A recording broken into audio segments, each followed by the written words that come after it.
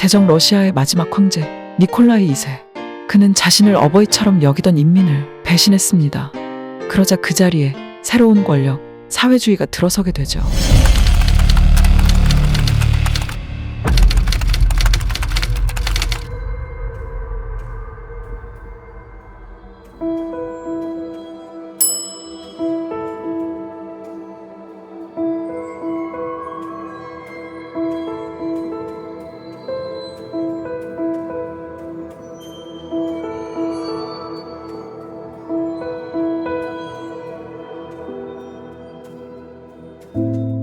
히틀러가 했다는 이 말은 나치즘과 커뮤니즘은 종이 한 장 차이, 즉 전체주의와 공산주의는 똑같은 속성을 가지고 있다라는 말입니다. 스탈린과 트로츠키, 러시아 혁명이 일어났을 때 두 사람은 권력을 쥔 볼셰비키 당원이었으며 죽을 때까지 라이벌로 지냈던 관계였습니다. 하지만 두 사람 모두 민중들에겐 별 관심이 없었죠. 그저 소련을 장악하여 휘두르는 것에만 능통했을 뿐 사회주의 유토피아라는 허상으로 인민들을 끌고 왔을 뿐이었습니다. 하지만 그들의 차이점도 있었습니다. 그러면 그 차이점은 무엇이었을까요? 그것은 스탈린이 권력 탈취 방법을 잘 알고 있었던 반면 트로츠키는 권력이 손안에 들어왔을 때마저도 그것을 거머쥘 분별력이 없었다는 점입니다. 1879년 12월 21일 조지아라고도 불리는 그루지아의 시다카르틀리주의 작은 도시 고리에서 이조프 비사리오비치 주가시빌이라는 아이가 태어났습니다. 이 아이가 바로 스탈린이죠.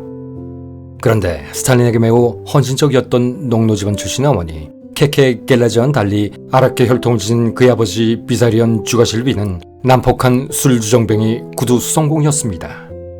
그의 가정폭력은 그 당시의 기준으로도 매우 심각했던 모양입니다. 1890년 아버지가 죽을 당시 스탈린은 겨우 11살이었는데 아버지가 죽자 오히려 기뻐했으니 말입니다. 끔찍한 가정폭력에서 해방됐기 때문이었습니다.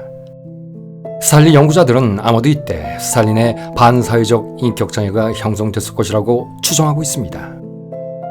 폭력적이던 아버지에게 물려받은 유전적 요소에 그런 아버지의 폭력에 지속적으로 노출돼 발생한 후천적 요인 때문에 말입니다. 어쨌든 1893년 그는 14살에 초등학교를 졸업하고 다음해 지역교구 목사의 배려로 그루지아 공화국의 수도 트빌리시에 있는 신학교에 장학생으로 입학하게 됩니다. 그런데 당시 그루지아 공화국은 러시아의 지배하에 있었고 러시아인에게 거의 노예와 같은 대우를 받고 있던 시절이었습니다. 이에 혈기왕성했던 청년 스탈린도 그루지아 해방을 목적으로 하는 비밀 조직에 가입하게 되죠.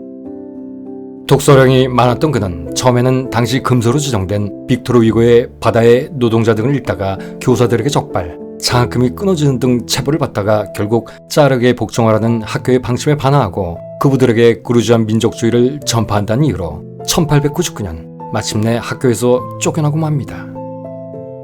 그런데 그의 민족주의적인 신념은 곧 마르크스주의의 신념으로 변하게 되죠. 시인으로 활동하던 중에 블라디미르 레닌의 글을 접하게 됐고 마르크스주의에 감명받게 되자 곧바로 레닌이 이끌던 볼셰비키에 입당한 것입니다. 한편 스탈린보다 한 달 앞선 1879년 11월 우크라이나의 헤르손주 옐리사베트그라드의 작은 마을 야노카에서 레프 브론슈타인이라는 아이도 태어났습니다. 그가 바로 레온 트로츠키이죠. 그런데 트로츠키는 라이벌인 스탈린과는 전혀 다른 환경에서 자랐습니다. 그의 아버지가 그리 규모가 크진 않았지만 나름 부르주아 계급인 지주였기 때문이었죠. 하지만 그는 유대인이었습니다. 그리고 이는 그의 인생에 큰 영향을 끼치게 됩니다. 어쨌든 트로츠키는 병학하고 7살 때 처연도까지 알아 얼굴에 평생 남는 천연두의 흔적, 즉 곰보짝을 갖게 됐으며 주정뱅이 아버지의 가정폭력에 시달리던 스탈린에 비해선 상대적으로 유복한 가정에서 자랐던 셈입니다. 또한 그는 매우 영민하여 학교에 입학하기도 전에 읽기, 말하기, 쓰기를 터득하는 등 보기 드문 영재이기도 했습니다. 그래서인지 검은 머리에 콧대와 이마가 높고 푸른 눈을 가져 잘생겨 보이기까지 한 그는 어릴 때부터 오만하기 이를 데 없었죠. 결국 이때 생성된 삐뚤어진 자존감과 이기심은 그에게 난 어디서나 1등이어야만 한다라는 위험천만한 신념으로 내면화되었고, 이는 평생 그가 사람들의 관계에서 어려움을 겪게 만드는 원인이 됩니다. 러시아는 20세기가 시작될 무렵까지 수백 년 동안 자르의 통치하에 있었습니다. 그런데 이 존엄한 황제는 민중을 위하는 마음은 전혀 없었죠. 그리고 당시 러시아의 거의 모든 땅과 사회적 기득권은 소수 특권층이 독차지하고 있었습니다. 1861년에 이미 봉건시대의 농노제도는 폐지됐지만 민중들에게 실질적으로 아무런 이익도 없었던 것입니다. 민중들은 여전히 인간 이하의 삶을 살았고 가진 것도 없었으며 오래 살지도 못했던 것이죠. 하지만 니콜라이 2세의 통치가 시작될 무렵인 1894년 러시아의 변화가 일기 시작했습니다. 갑자기 불어닥친 산업혁명의 영향으로 수백만 명의 사람들이 이를 찾아 팽창된 도시들로 몰려들기 시작했던 것입니다. 그리고 칼 막스에 의해 명백한 자본주의 해악이 지적됐으며, 이에 따라 세상의 모든 문은 공유돼야 한다는 주장에도 힘이 실리기 시작했죠. 세상이 이렇게 돌아가자 러시아에도 마르크스를 추종하는 단체가 조직되기 시작했고, 급기야 상트페테르부르크의 변호사 블라디미르 레닌과 같은 급진적 사회주의자들도 나타나기 시작했습니다. 하지만 레닌은 1895년 12월 소요 주동 혐의로 제정 러시아 경찰에게 체포, 1897년에 시베리아로 유배돼버립니다. 그리고 1900년 유배에서 풀려나 독일로 망명한 레닌이 유럽 전역을 돌며 군주제의 해악과 마르크스주의 혁명성을 강연하고 다니기 시작하자 러시아에서는 곧 두 가지의 시작이라는 나비 효과가 연이어 시연됩니다. 레닌의 강연에 자극을 받은 러시아에서도 혁명적인 사회운동이 확산되기 시작했고, 여기에 시베리아에서 막 탈출한 트로츠키가 레닌의 동지자 중 한 사람으로 혁명에 참여하기 시작했던 것이죠.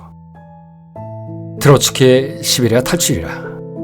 그런데 트로츠키가 시베리아를 탈출하여 레닌과 합류하게 되는 과정에는 그를 평가할 수 있는 여러 요소들이 있습니다.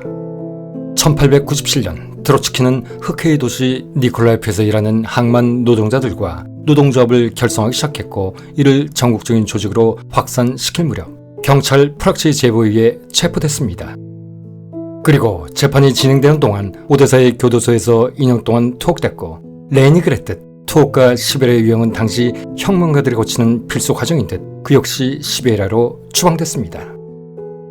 그리고 이런 시베리아 유형 대열에는 이 컨텐츠의 또 다른 주요 인물 스탈린도 참가하게 됩니다. 어쨌든 3년을 시베리아에 살면서 트로츠키는 브론슈타인이라는 본명을 버리고 이때부터 레온 트로츠키로 이름을 바꾸고 첫 번째 결혼을 하여 2명의 딸도 갖게 됐죠. 하지만 그에겐 가족보다 자신의 인생이 더 중요했던 것일까요? 1902년 9월 혁명이라는 대의명분을 앞세워 아내와 어린 딸들을 버리고 혼자 시베리아에서 탈출해버립니다. 그야말로 비겁하기 짝이 없는 자기의 극치를 보여준 것이죠. 그런데 그의 이런 자기중심적인 행태는 죽을 때까지 계속됩니다.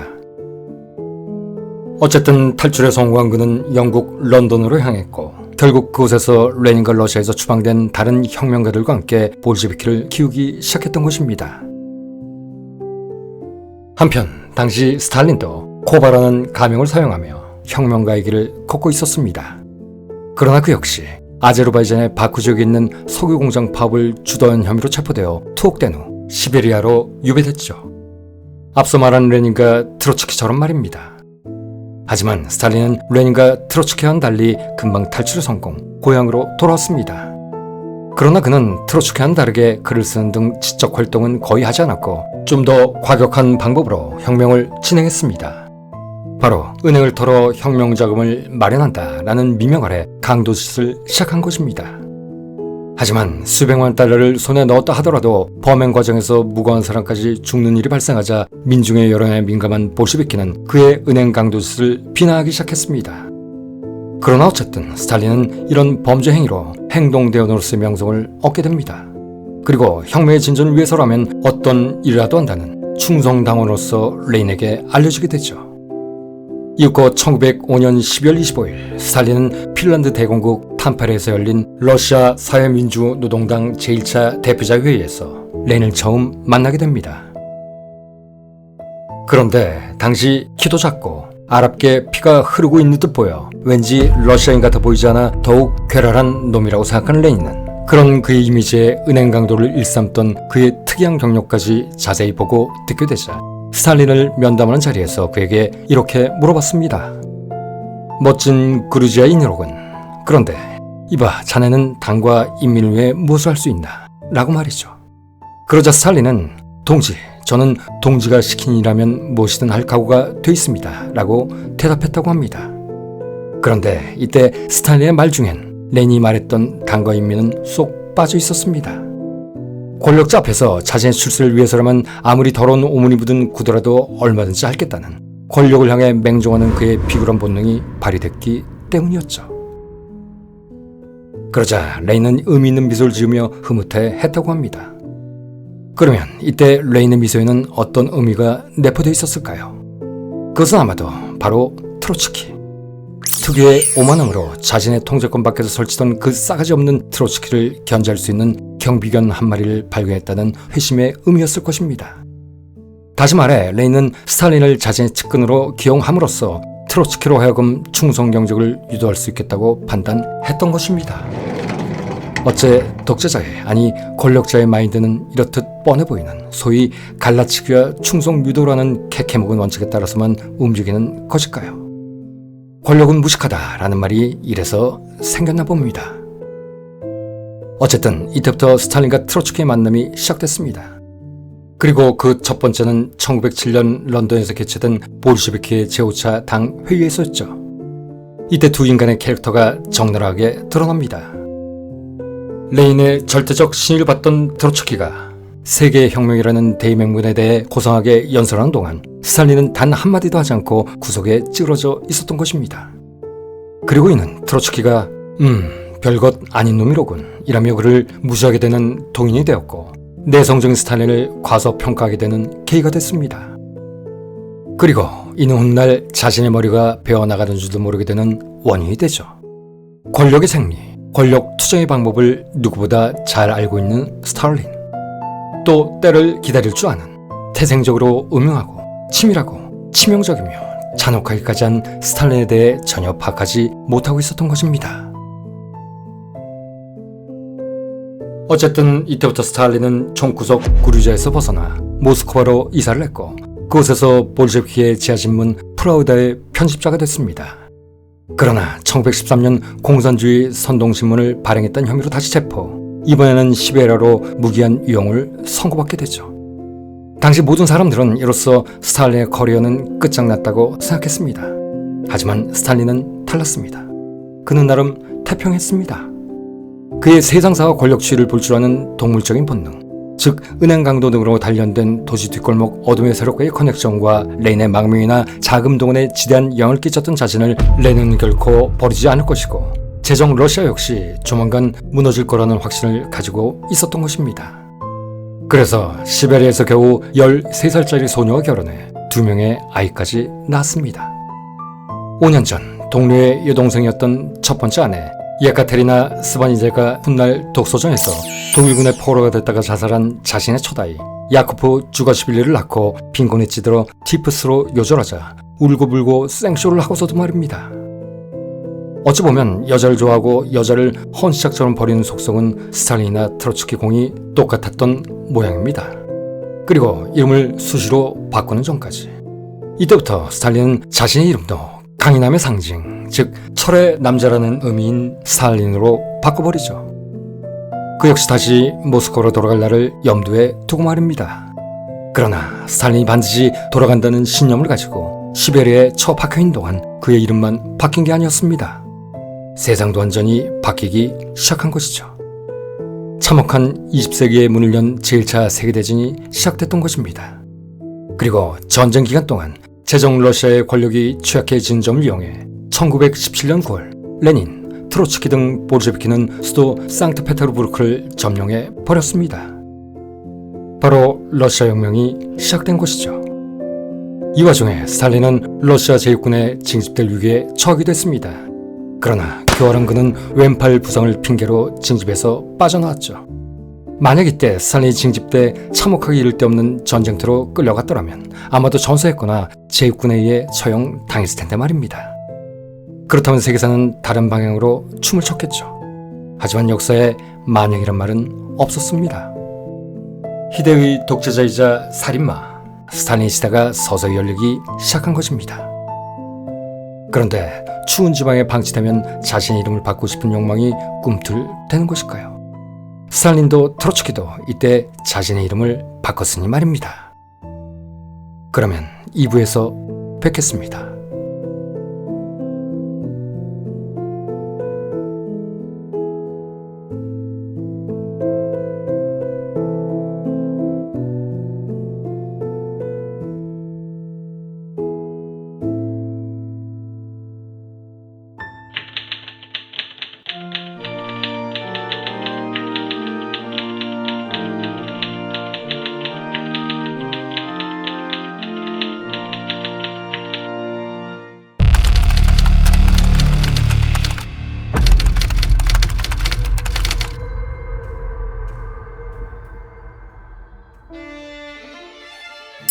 (1차) 세계대전이 교착 상태에 빠져있던 1917년 3월 러시아에서는 소비에트 사회주의 혁명이 일어났습니다.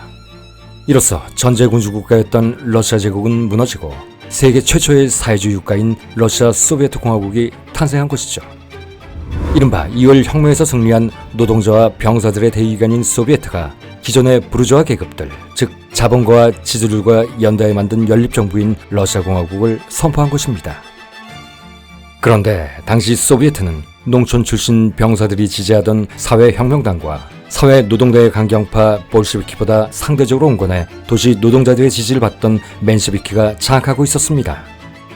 어쨌든 2월 혁명의 성공은 러시아에 폭발적인 변화를 가져다 주었습니다. 300년 동안 민중을 억압했던 짜리즘이 불과 2, 3주 사이에 사라지자 그동안 짜리즘에 억눌린 민중의 욕구가 본물 터지듯 쏟아진 것입니다. 하지만 근본적인 문제는 아직 해결되지 않고 있었습니다. 전쟁은 계속되고 있었고 굶주림과 기한은 여전했으며 농민에 대한 착취 또한 지속되고 있었으니 말입니다. 그런데 이를 해결하고자 혁명을 일으켰던 소비에트와 이들과 연대한 임시정부는 이런 문제를 해결할 의지가 전혀 없었습니다. 당시 황제만 퇴위했을 뿐 임시정부를 쥐락펴락하던 자본가들 입장에서 전쟁은 오히려 경제적 이득을 보는 횡재였기 때문이었고 또한 전쟁을 통해 군을 장악할 수 있었으므로 반란을 예방할 수도 있었으며 나아가 전후 유럽 질서 재편을 통한 거대 기득권을 획득할 수 있었기에 전쟁은 반드시 필요하다는 생각을 하고 있었기 때문이었습니다. 물론 달콤한 경제적 헤게모니를 내려놓을 생각 또한 전혀 없었죠. 그러다 보니 소비에트 임시정부는 급기야 전쟁 전 협상국과 맺은 모든 조약을 준수하고 승리하는 그날까지 전쟁을 지속한다. 그리고 사회 질서와 안녕을 위해 국가개혁은 점진적으로 실시한다라는 슬로건을 내걸까지 했습니다. 이에 인민들은 점차 개혁의 미온적인 모습을 보이는 소비에트 임시정부로부터 점점 멀어지기 시작했고 그러자 레닌이 이끄는 볼시비키는 이러한 민주의 불만을 집권의 호기로 보게 됐습니다. 이때부터 볼시비키는 소비에트와 부르주아의 협력을 단호히 반대하고 전쟁 반대와 평화조약 체결, 혁신적인 사회개혁, 아니 아예 공산주의 혁명을 본격적으로 주창하기 시작했죠. 그러자 스위스에서 망명 중이던 레닌도 러시아 후방전선의 교란을 모색하던 독일의 지원을 등에 업고 1917년 4월 16일 귀국했습니다. 이 기회를 그냥 지켜만 보고 있을 레닌이 아니었던 것입니다. 그러던 중인 1917년 7월 1일 러시아 서남 방면에 대한 소비에트 임시정부의 하계 공세가 시작됐습니다.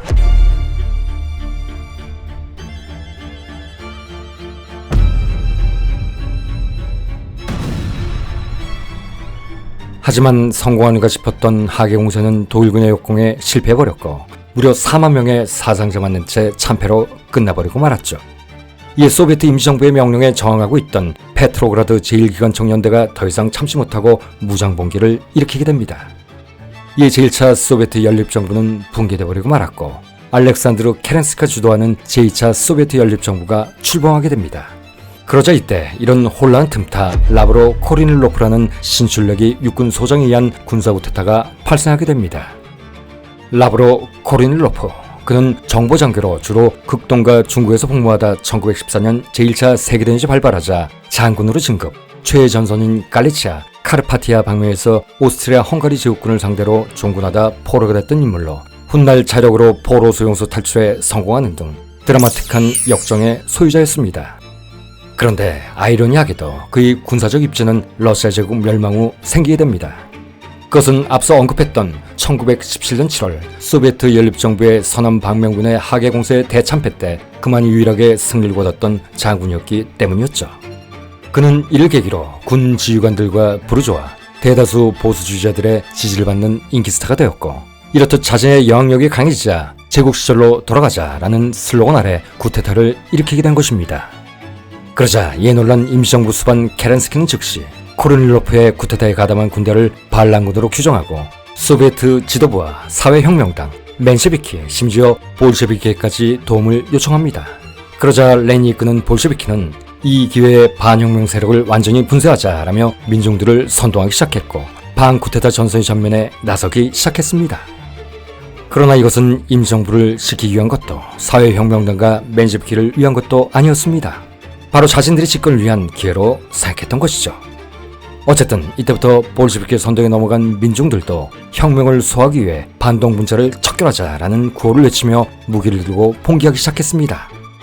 그 결과 코르닐로프가 보낸 명령서는 이를 반대하는 혁명파 군인들에 의해 반란군에 제대로 전달되지 못하게 되었고, 심지어 반란군이 탄 기차는 철도 노동자들의 방해로 움직일 수조차 없게 됐습니다. 결국 1917년 9월 12일 쿠데타는 실패하였고 코르닐로프와 공범들은 체포돼 버렸으며 반란은 흐지부지 끝나버리고 말았죠. 그런데 포로 시절 자력으로 포로 수용소를 탈출했던 것처럼 코르닐로프는 역시 탈출의 명수였던 것일까요? 그는 수감 중에 또다시 탈옥, 이번은 아예 반볼셰비키 세력을 결집시켜 돈 지방에서 최초의 백군인 남러시아군을 창설했습니다. 그러나 그는 쿠반전에서 패배하고 근거지 확보를 위해 러시아 남부의 도시 예카테리노다르 점령을 시도하다 볼셰비키 측의 포격으로 사망하고 맙니다. 그리고 어설프게 매장된 뒤 볼셰비키에 의해 다시 무덤에서 파헤쳐져 쓰레기 더미 위에 던져지는 험한 꼴을 당하게 되죠. 그런데 역사는 아이러니의 연속이라고 했던가요? 코르닐로프 쿠데타 사건이 볼셰비키에게는 터닝 포인트로 작용하게 됩니다. 쿠데타를 망대하는 조건으로 케렌스키의 연립정부가 나눠준 무기로 자신들의 무장 조직인 적이대를 무장시킬 수 있었기 때문이었죠. 그리고 이는 볼셰비키가 10월 혁명을 성공시키는 원동력이 됩니다. 어쨌든 코르닐로프의 쿠데타 이후 러시아 민중들도 혁명을 타도하려는 반혁명 세력이 러시아 내에 아직도 많다는 것을 깨닫게 됩니다. 또한 부르주아 타협한 사회주의자들의 무능과 그들이 계속 전쟁을 수행할 것이라는 것도 알게 되죠. 그러자 전쟁반도와 노동자 농민의 혁명적 투쟁을 계속해 부르짖은 볼셰비키에 이끄는 그에 대한 어부지리로 급상승하게 됩니다. 이때부터 온거했던 맨셰비키 자리를 급진적 볼셰비키가 급속히 장악하기 시작했던 것입니다. 그런데 이때 케렌스키의 제3차 연립정부는 사태 파악을 전혀 못하고 있었던 것일까요?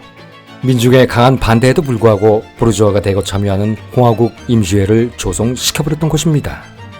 그러자 도시 노동자들의 불만은 갈수록 높아지게 됐고 아예 한 발 더 나아가 차제의 볼셰비키를 중심으로 공산당 정부의 수립을 요구하는 지경에까지 이르게 되죠. 그리고 이런 정세를 집권의 호기로 파악한 레닌은 마침내 1917년 10월 초 임시정부를 전복할 쿠데타 계획을 세우게 됐던 것입니다. 1917년 10월 24일 밤 볼셰비키는 전격적으로 쿠데타를 시도했습니다. 그리고는 중앙전신국, 우체국, 전화국, 주요 역을 장악하고 8일 새벽 2시 겨울궁전을 점령함으로써 반란을 성공시켜버리죠. 그리고 민중들에게 평화에 대한 포고와 토지에 관한 포고를 발표하며 전쟁 종결과 토지의 무상몰수, 무상분배를 약속합니다.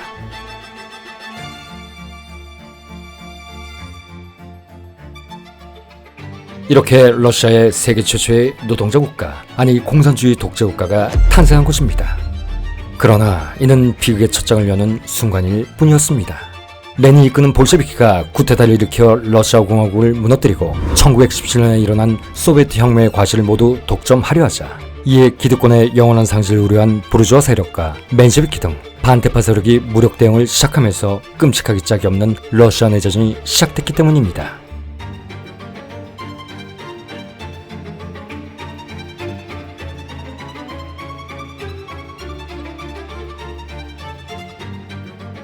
한편 쿠데타 성공 후 러시아를 장악한 레닌은 스탈린에게 지하 조직원에서 너무 빨리 권력으로 오르면 현기증이 날 거야 라며 면박 아닌 면박을 줬습니다. 그 이유는 당시 스탈린이 혁명에 그리 큰 역할을 하지 못했었기 때문이었죠. 2월 혁명 중 레닌이 국외로 망명했을 때 스탈린은 시베리아에서 돌아와 있었습니다. 하지만 레닌과 트로츠키 대신 임시로 볼셰비키를 이끌던 그는 레닌의 의지와는 달리 케렌스키 임시정부에 가담하는 등 당의 입장과는 전혀 다른 행태를 보였고, 그해 4월 레닌이 다시 러시아로 돌아와 상트페테르부르크에서 공산주의 혁명을 계획하기 시작하자 그제서야 울며 겨자 먹기식으로 임시정부에 대한 지원을 정리했던 것입니다. 더구나 스탈린은 그에 일어난 볼셰비키의 쿠데타인 10월 혁명 당시 혁명에 반대하는 입장을 표명하기도 했습니다. 만약 쿠데타에 실패하면 어쩌란 말인가 라는 생각으로 말이죠. 반란을 일으켰다가 체포된 코르노프 일당의 말로가 생각났기 때문이었을 것입니다. 스탈린이라는 이름과 걸맞지 않게 그는 원래 겁이 많았고 또 기회주의적인 성격의 소유자였기 때문이었습니다. 하지만 그는 카멜레온과도 같은 자였습니다. 주위 환경과 기분에 따라 얼마든지 색깔을 바꾸는 속성도 가지고 있었던 것이죠. 그는 트로츠키의 타경에는 더 강한 타격으로, 철에는 강철로라는 군사적 리더십에 의해 적이대, 페트로그라드 수비대, 심지어 발타임대까지 혁명에 가담하고, 이것에 고무된 레닌이 우리 앞에는 우리에게 자리를 양보하기 위해 자신들을 쓸어내주기를 바라는 무력하고 가엾은 정부가 있다. 그런데 그런 정부가 만약 우리의 등에 칼을 꽂으려 한다면 우리는 그들을 철저히 응징할 것이다 라며 대중을 선동하기 시작하자 그제서야 대세를 파악, 자신의 영달이 과연 어느 곳에서 유리할지 결정했던 것입니다. 그리고 급격하게 입장을 바꿉니다. 나는 레닌의 무장봉기를 지지한다 라며 레닌에게 눈수정을 찍기 시작한 것이죠.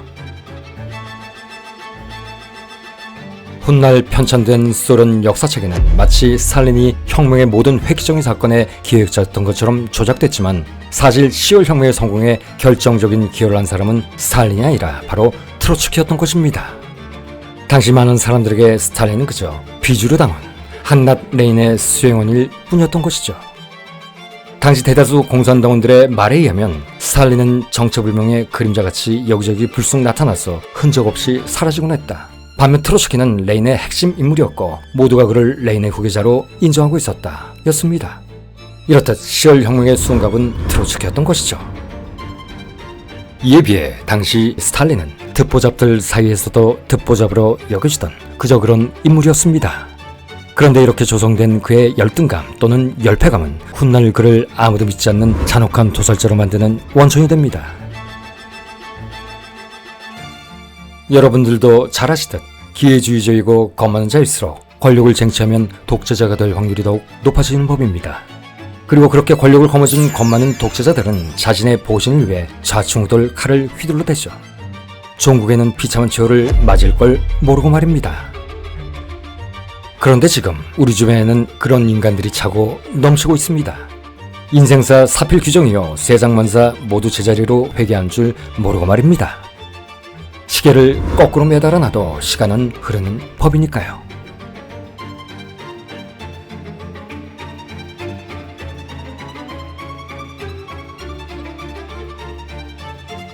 어쨌든 10월 혁명, 아니 10월 쿠데타 성공 후인 1918년 3월 트로츠키는 공산당 외무위원으로 임명된 후 러독간 평화협상인 브레스트 리토프스크 조약을 성사시켜 전쟁을 종식시킨 후 공산당 권력의 원천인 국방위원이 됩니다.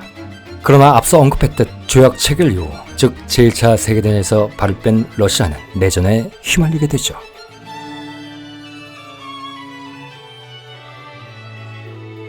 소위 백군이라 불리는 제정 러시아의 수복을 옹호하는 자들이 미국, 프랑스, 영국의 지원을 받아 공산당의 적군과 싸우기 시작한 것입니다.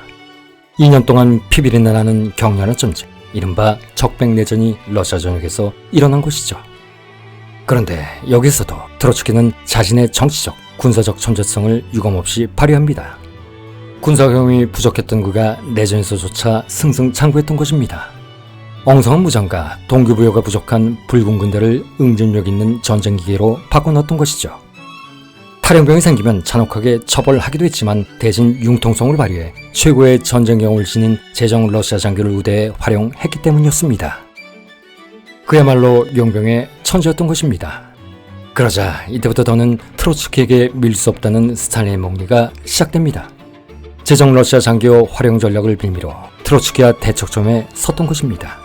그런데 당시 당 간부들은 이런 그의 행태를 단순히 러시아 남부에서 군수무처 책임자였던 스탈린이 제정 러시아 정부와 관련된 사람을 고용하고 싶지 않았기 때문이라고 생각했습니다. 하지만 그것은 사실과는 달랐죠. 스탈린은 단지 공산당 수혈지를 위해 트로츠키를 비난한 것이 아니었으니 말입니다. 자신이 모든 이의 입에 오르내리는 이슈메이커가 되고 싶었던 것입니다. 그리고 어떻게 하든 자신이 라이벌이라고 생각하던 트로츠키를 흠집내고 싶었습니다. 하지만 대다수 당원들은 이를 제정 러시아에 대한 스탈린의 결벽증이라고 판단했죠.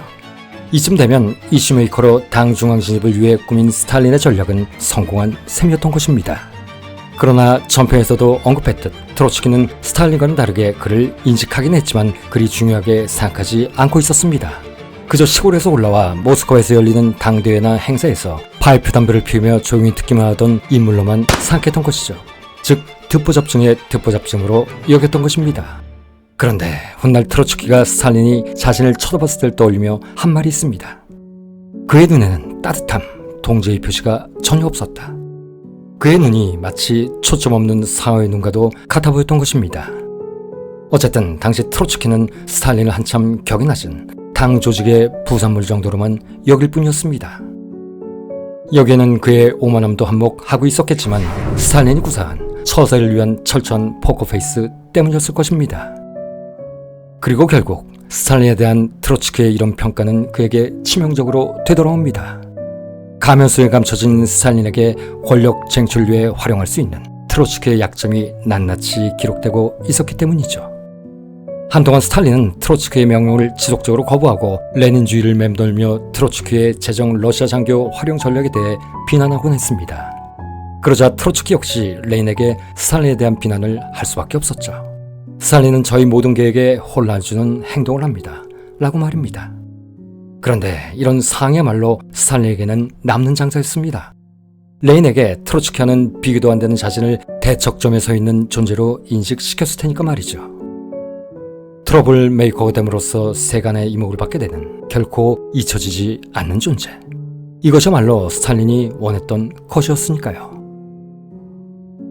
그리고 이런 스탈린과 트로츠키의 반목에 레닌은 스탈린의 바람대로 중립을 선택했고 몇 급 높은 트로츠키의 불만에도 불구하고 결코 스탈린을 문책하지 않았습니다. 그러면 레닌은 왜 이런 스탠스를 취했을까요? 그것은 바로 독재자가 흔히 쓰는 뻔한 정치적 술책. 자신의 통치권을 강화하기 위해 자신의 인재풀에 라이벌 구도를 만들어 상호 견제를 유도하게 함으로써 충성을 강하게 하는 절대군주의 통치술.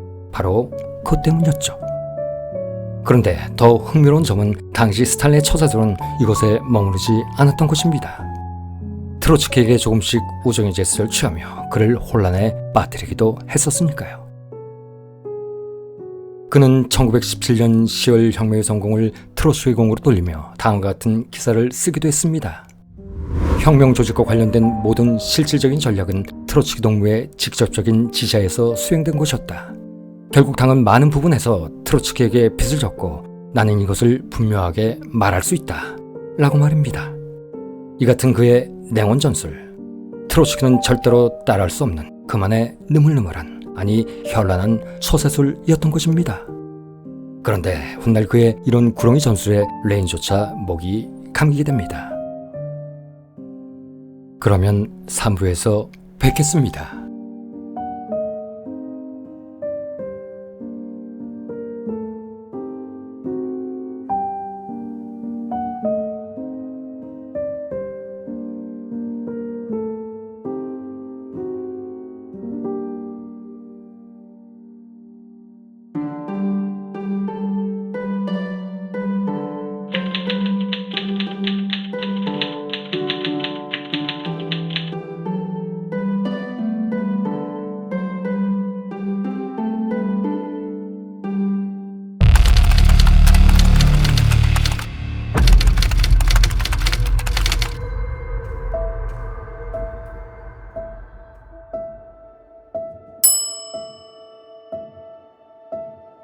(1918년 8월) 레닌은 볼셰비키의 환멸을 느낀 바냐 카플란이라는 여자의 총에 맞아 거의 죽을 뻔했습니다. 그러나 간신히 목숨은 살렸지만 몸에 박힌 총알 2개는 빼낼 수가 없었죠. 그러자 스탈린은 당 지도부에 당을 위기에 빠뜨리는 반역자에 대한 공개적이고 체계적인 처벌을 요청한다. 라는 명분을 내세우고 자신의 정적 숙청 작업에 들어갔습니다. 그리고 이 요청으로 1918년에서 1920년 사이에 자신의 반대편에 섰던 인사 2만여 명을 처형했죠. 그러나 이는 이제부터 시작될 대대적인 숙청의 예고편에 불과할 뿐이었습니다. 1922년 5월 레닌은 몸에 박힌 총알로 인해 팔짝을 일으켰습니다. 그리고 신체의 왼쪽 일부가 마비됐습니다. 그리고 그해 12월 다시 발작을 일으켰고 소련의 최고기관인 공산당 정치국 최고 지도자 자리에서 은퇴하게 됩니다. 하지만 1923년 3월에 또다시 발작을 일으키면서 말을 할 수 없게 됐고 1924년 1월 네 번째, 다섯 번째 발작을 일으킨 후 결국 사망하고 맙니다. 그런데 레닌은 1922년 은퇴할 때 레닌의 말이라는 편지를 썼었습니다.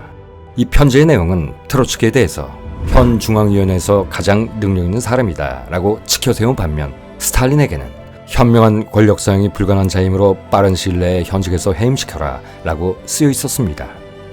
그리고 이는 비밀리에 측근에게 전달됐죠. 하지만 이미 레닌 주변에는 스탈린의 측근들이 에워싸고 있었습니다. 즉 레닌이 죽기 전 스탈린은 이미 이 편지의 내용을 알고 있었던 것입니다. 그런데 여기에 대응한 트로츠키와 스탈린의 대응 방식은 전혀 달랐습니다. 트로츠키 역시 이 편지의 내용을 레닌의 신복에 의해 전달받아 알고는 있었지만 그는 레닌의 말에 대해 자신이 이미 공식적인 후계자로 지명됐고 레닌이 죽으면 자신이 곧 최고 권력자가 된다고 생각하며 평소처럼 자신 일만을 할 뿐이었습니다. 그러나 스탈린은 달랐습니다. 마코에서 정치 공작을 획책하기 시작한 것이죠. 그런데 스탈린의 정치 공작은 의외로 단순했습니다. 레닌이 사망하자 그는 일단 당시 트빌리시에 있던 트로츠키에게 전보를 보내 레닌의 사망 소식을 전합니다. 그러자 트로츠키도 장례식에 참석하겠다고 답신을 보냈죠. 하지만 스탈린이 다시 트로츠키에게 보낸 답신에는 장례식은 1월 26일 토요일입니다.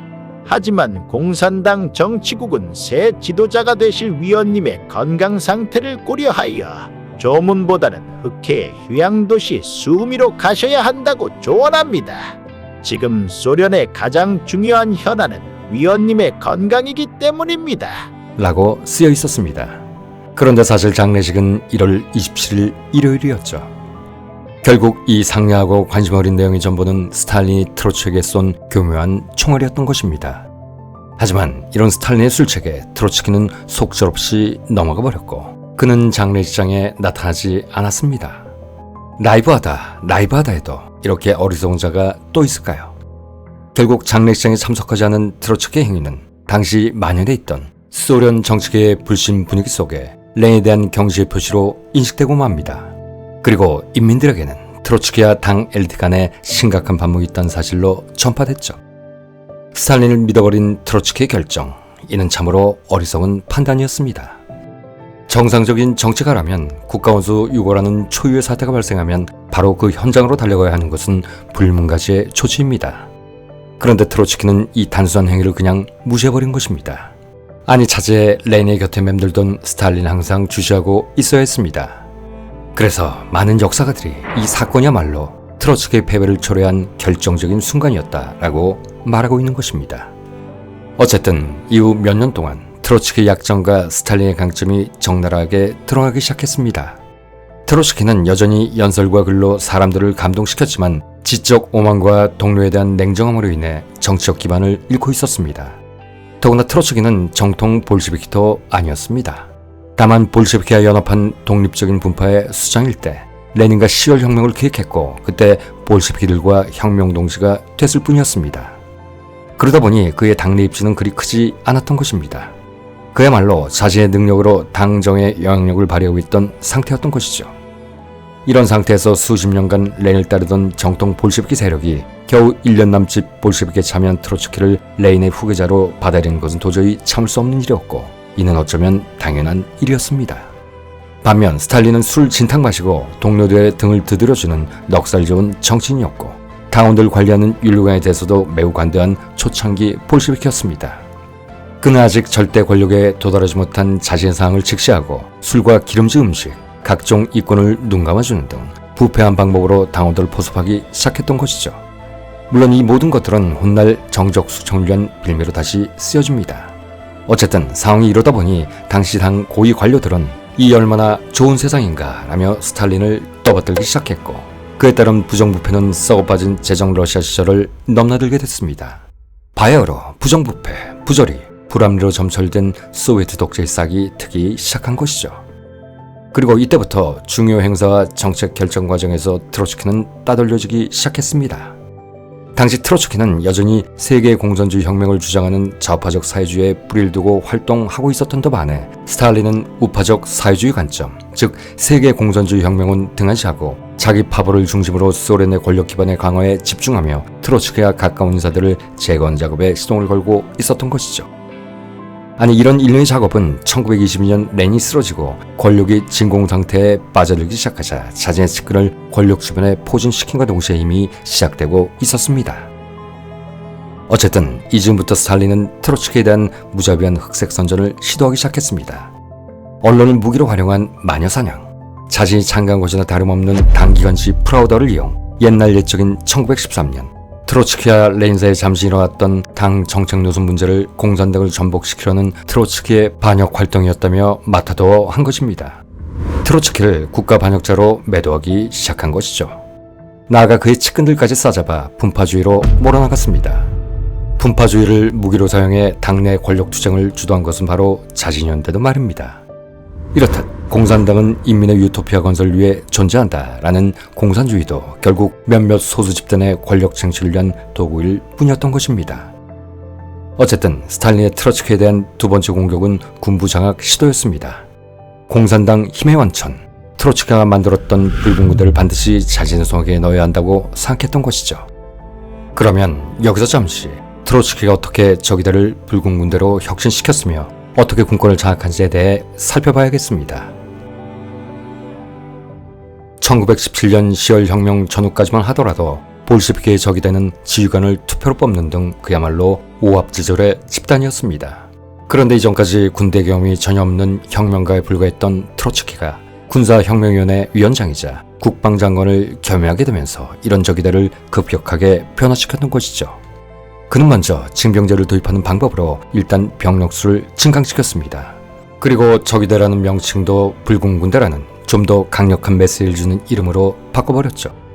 특히 군개혁의 핵심적 사안으로 대다수 당원들이 반동이라고 여기던 러시아 제국군 장교들을 군사 전문가로서 적이대의 지간으로 끌어들인 한편 성향이 의심스러운 자들을 감시하기 위한 정치장교 제도를 도입했습니다. 특히 트로츠키가 도입한 정치장교 제도는 정치장교와 군지휘관이 상호 견제 감시하게 함으로써 쿠데타를 방지하기 위해 만든 제도로 아직까지 중국 등 공산주의 국가들에서 활용되고 있는 독특한 지휘체계입니다. 그럼에도 이는 당시 엄청난 논란을 불러왔습니다. 다시 제정 러시아 시대로 돌아가자는 것이냐? 군은 마르크스주의를 바탕으로 개혁해야만 한다. 라며 대다수 당원들이 트로츠키의 군 정책을 반혁명적인 작태라고 질타했기 때문이었습니다. 그러나 이 주장에 대해 트로츠키는 이런 논리야말로 혁명가들의 몽상적인 주장일 뿐이다. 라고 깎아내리며 닥쳐라. 전쟁에선 검증된 전술을 써야만 이길 수 있다. 라며 자신의 생각을 그대로 밀어붙였죠. 어쨌든 이를 통해 제1차 세계대전 이후 실업자가 된 러시아 제국군 출신 장교들이 대거 붉은 군대에 입대하게 되었고 붉은 군대의 전력은 크게 향상됐습니다. 그리고 이는 반혁명군에 참여할 수 있는 제국군 장교들을 볼셰비키 쪽에 잡아두는 효과까지 발생시켰습니다. 당시 트로츠키가 제국군 장교들을 관리하고 통솔하는 방법은 그가 1918년 동부전선의 지휘관들에게 하달한 명령서를 보면 잘 알 수 있는데 귀관들에게 경고한다. 만약 어떤 부대라도 허가 없이 전선을 이탈할 경우 부대의 정치장교와 지휘관은 처형될 것이다. 그리고 그 지휘관 자리를 용맹한 병사들로 채울 것이다. 잊지 말라. 겁쟁이, 이기주의자, 반역자들은 붉은 군대의 총알에서 절대 벗어나지 못한다는 것을 이라는 내용이었습니다. 이렇게 트로츠키는 선동과 조직 부분에서 대단한 능력을 발휘했고 결국 적백내전 하반기 그동안 밀렸던 전세를 볼셰비키의 승리로 되돌리면서 대부분의 반란군, 백군을 토벌할 수 있었습니다. 그리고 이때부터 트로츠키의 권력과 영광은 정점을 찍게 됐죠. 하지만 이러한 트로츠키의 군사적 역량과 선동, 조직 장악 능력과는 별개로 붉은 군대의 소집은 공포와 폭력에 기반한 것이었습니다. 징병은 강제 징병으로 시행됐고 이에 저항하는 병역 거부자나 탈주병들은 모두 즉결 처형시켰기 때문입니다. 더 나아가 고대 로마 제국군에서나 시행됐던 10분의 1형을 도입, 탈주병뿐만 아니라 탈주병이 발생한 부대에는 부대원 10명 중 1명을 무작위로 뽑아 너의 과오가 전우를 죽게 했다를 복장시키며 총살시켜버렸습니다.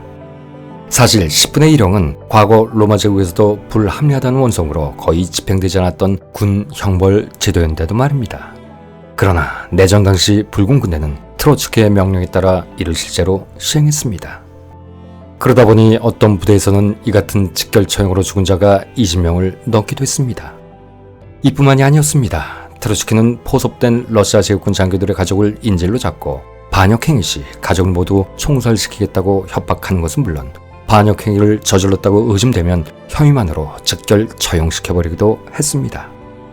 그리고 사회주의 유토피아 건설에 목숨을 바치는 군대라는 미명 아래 농촌에 가서는 총칼을 앞세워 강제로 식량을 증발했고 저항하는 농민 역시 국가 반역자를 모두 총살시켜버렸습니다. 공산주의 이상을 부르짖으며 노동자, 농민, 군인을 위한다는 소비에트. 그럼에도 체제 수호라는 이름 아래 국가적 폭력을 마음껏 휘둘렀던 것이죠. 인간의 얼굴을 가진 사회주의의 복원자임을 자처하던 트로츠키가 자신을 비판하고 몰아냈던 스탈린이 1930년 이후 쓰던 방법과 전혀 다를 바 없는 행위를 그보다 먼저 저질렀던 것입니다.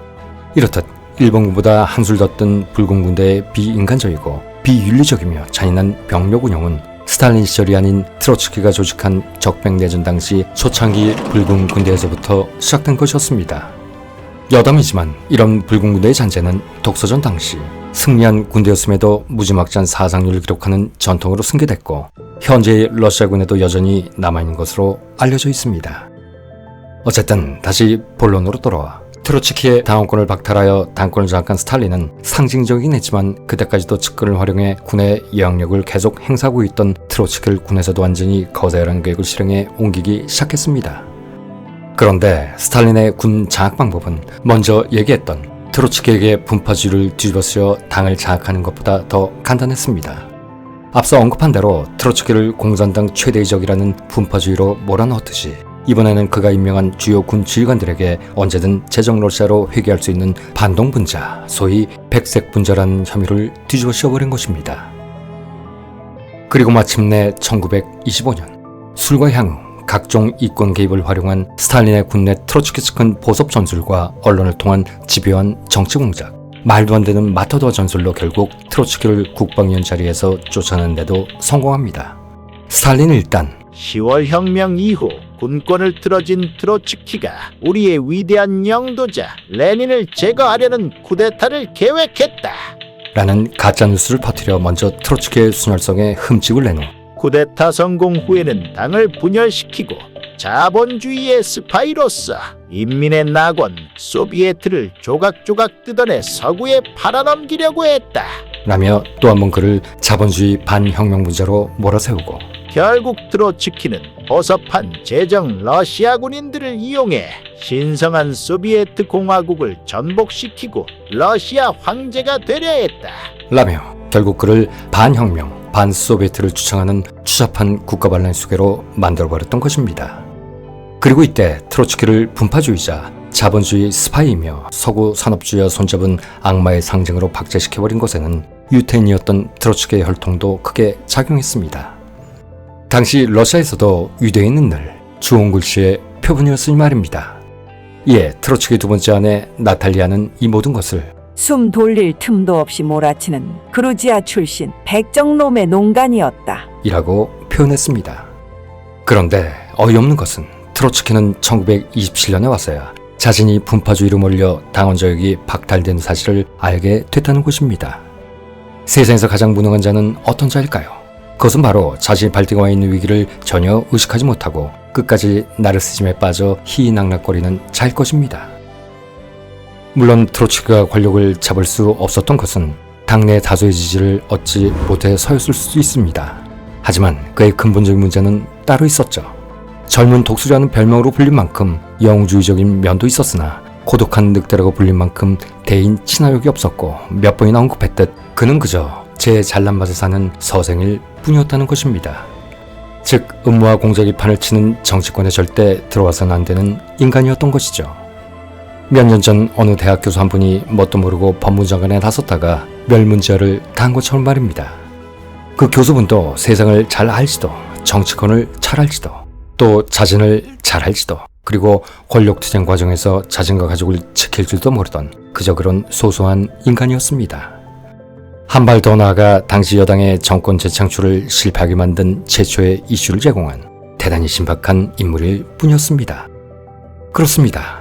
트로츠키도 그 교수분과 마찬가지로 이상과 현실의 괴리에 빠져 남에게 이용만 당하고 자신의 신세를 망친 인물이었던 것입니다. 그리고 그 역시 사상 최악의 독재자의 탄생에 일조했죠.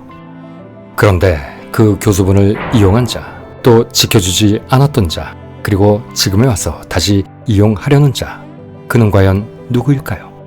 정말 궁금합니다. 도대체 왜 이 지경까지 오게 했는지 말입니다.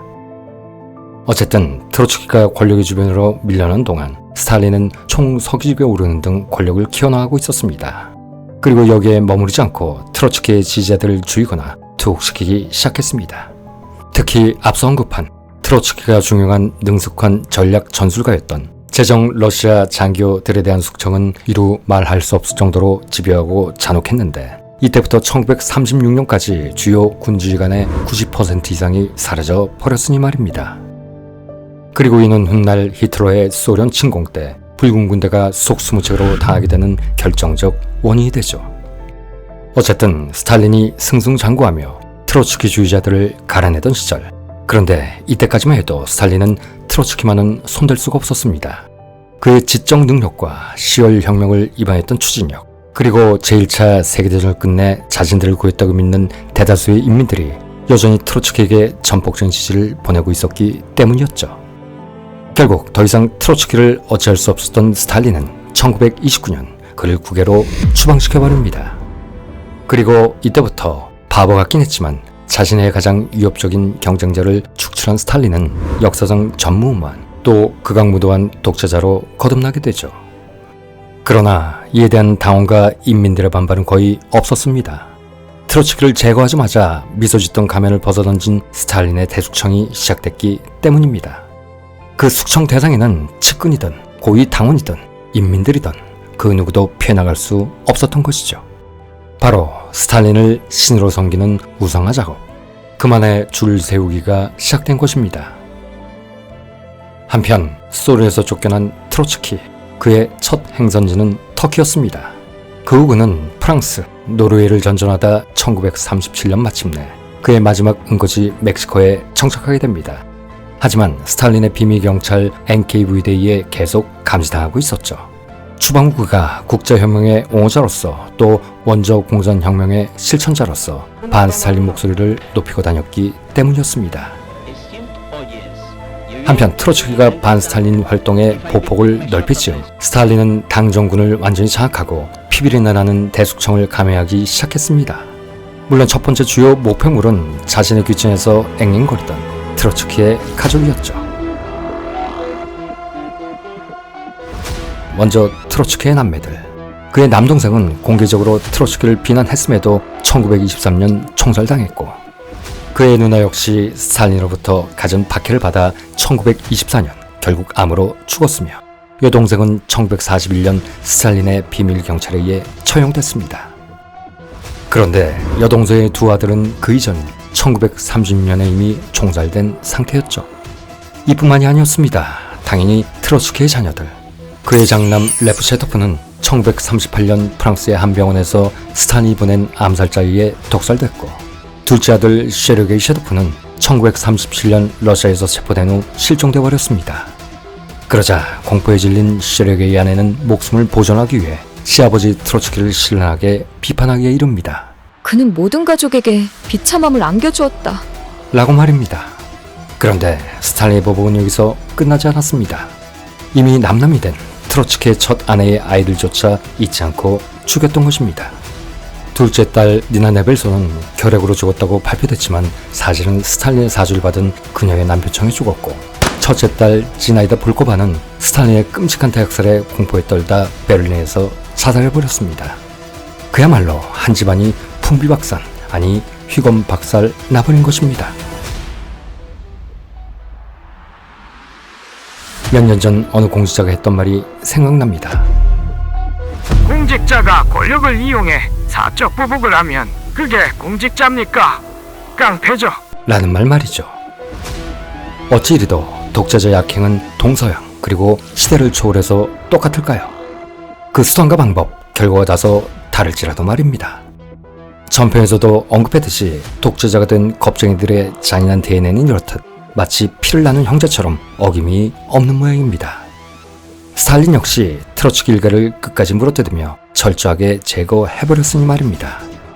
그런데 이는 스탈린이 죽을 때까지 저질렀던 대학살의 시그널일 뿐이었습니다.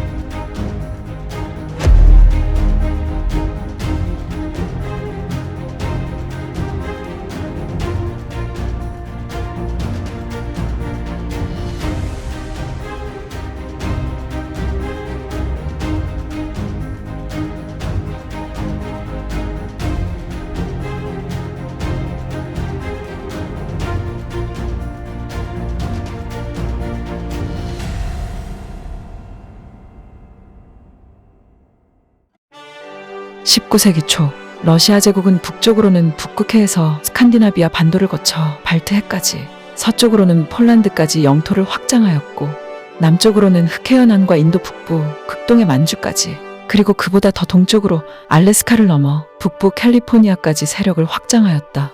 또한 당시 러시아는 세계에서 세 번째로 많은 1억 2,560만 명의 인구를 가지고 있었다. 하지만 그 구성이 중국, 인도와 같이 매우 다양한 민족들로 이루어져 있는 것이 문제였다. 그 결과 이런 다양한 민족 구성은 제국 내에서 수많은 반란과 분열을 초래할 수밖에 없었고, 이 때문에 제국은 비밀경찰들을 활용, 많은 반정부, 반왕정주의 인사들을 시베리아의 형무소로 보내 억압하였다. 그럼에도 러시아의 권력을 쥐고 있던 극우 세력들은 배타적이기 짝이 없는 강력한 지주제만을 고수했다. 그러자 마르크스주의를 따르던 러시아 사회민주노동당은 도시의 노동자들에 의한 급진적 혁명을 도모하기 시작했고, 또 다른 좌익단체인 사회주의 혁명당은 농민들을 중심으로 하는 점진적 혁명을 모색하기 시작했다. 그러던 중 1905년에 일어난 러일 전쟁의 패배는 러시아 전반에 엄청난 충격을 몰고 왔다. 짜르의 권위는 땅에 떨어졌고 사회는 급속도로 불안정해졌던 것이다. 급기야 짜르에게 굶주림에 대해 탄원하러 겨울궁전 앞에 모인 수천 명의 군중들을 쏴 죽여버린 피해 일요일 사건이 발생했고, 이 사건은 그나마 존재했던 짜르에 대한 존경심을 모두 없애버렸다. 그러자 군주정을 아예 없애버리고 차제의 민주공화국을 세우자는 주장이 전 사회를 압도하기 시작했다. 더구나 이런 상황에 니콜라이 2세 대신 국정을 맡은 황후 알렉산드로 표토로브나가 요승 라스푸틴에게 홀려 제대로 된 통치를 못하게 되었고, 국정은 엉망진창이 돼버렸다. 그리고 때맞춰 일어난 제1차 세계대전, 결국 세계사의 거대한 전환점이 됐던 이 전쟁으로 1907년 2월 인민을 억압하고 세계사의 흐름을 놓친 국정농단만을 일삼던 러시아 제국은 마침내 종말을 고하게 되었다. 이후 러시아를 장악한 레닌과 제2차 세계대전을 승리로 이끈 스탈린에 의해 세계는 냉전 시대로 접어들었고 그 여파는 아직까지도 유효하여 작금의 새로운 다극화 시대를 여는 산파가 되었다. 역사는 꼬이지도 않고 또 끊어지지도 않는 마치 메비우스의 띠와도 같다.